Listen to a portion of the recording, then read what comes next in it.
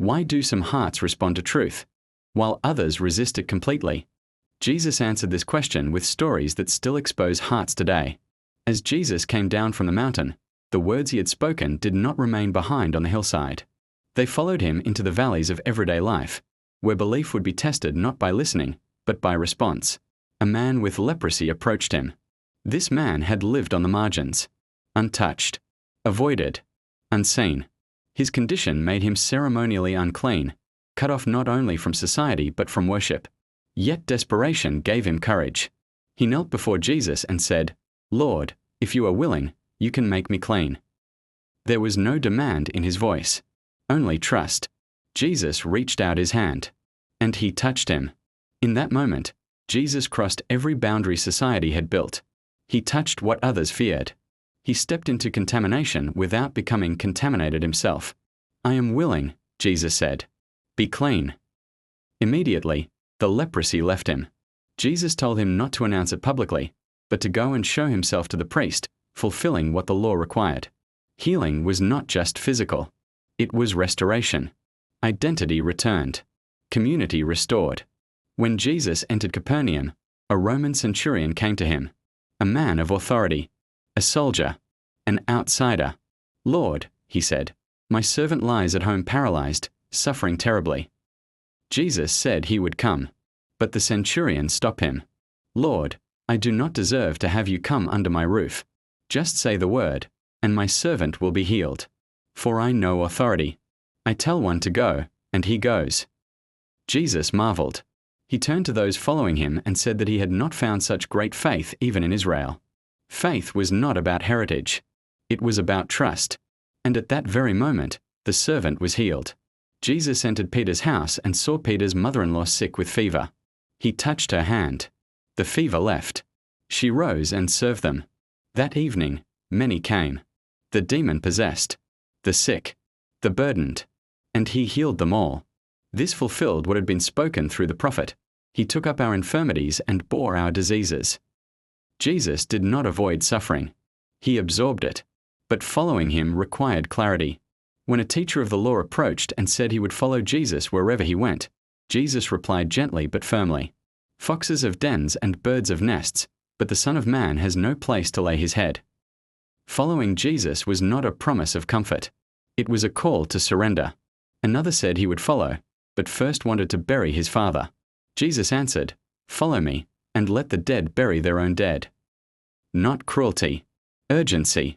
When Jesus got into a boat, his disciples followed him. As they crossed the sea, a violent storm arose. Waves crashed. Water filled the boat. The disciples panicked. "Lord, save us. We are going to drown." Jesus asked them, "Why are you afraid, you of little faith?" Then he stood and rebuked the winds and the waves, and there was complete calm. The disciples stared in awe. "What kind of man is this?" they asked, "that even the winds and the waves obey him?" When they reached the other side, they were met by men possessed by demons. Violent, isolated, feared.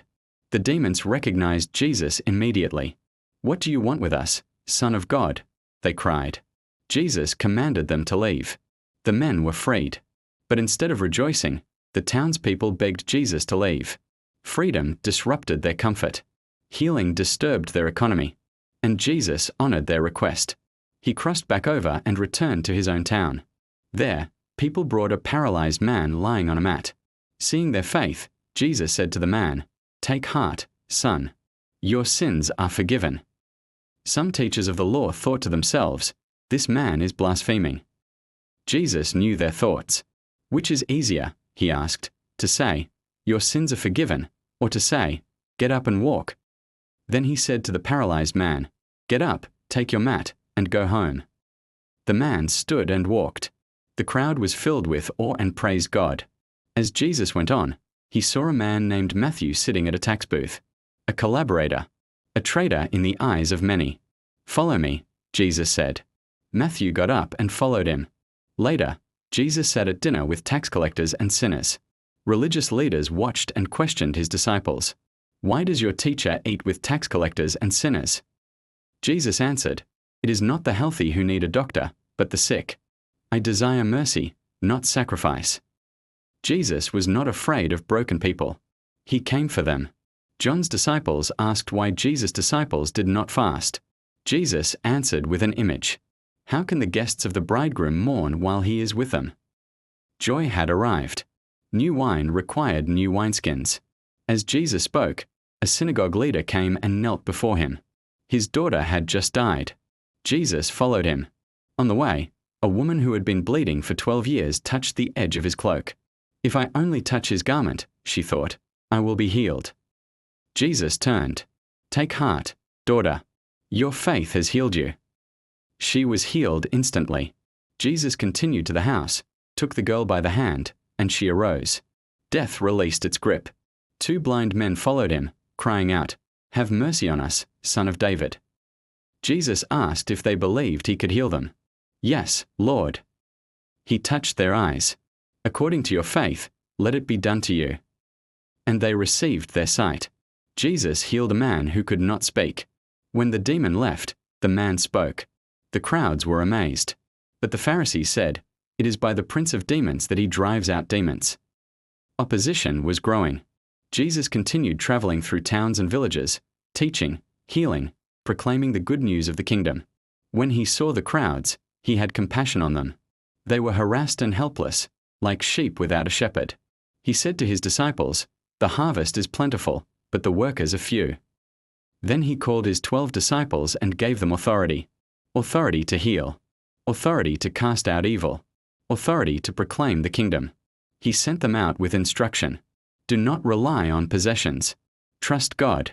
Expect resistance. Do not fear those who kill the body but cannot kill the soul.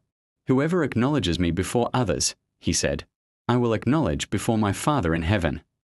Following Jesus would divide households. It would cost comfort. It would demand loyalty. Yet whoever lost their life for his sake would find it. And as the disciples went out, the story moved forward. The king was not building an empire. He was building hearts. If you're still listening, subscribe. This journey only goes deeper.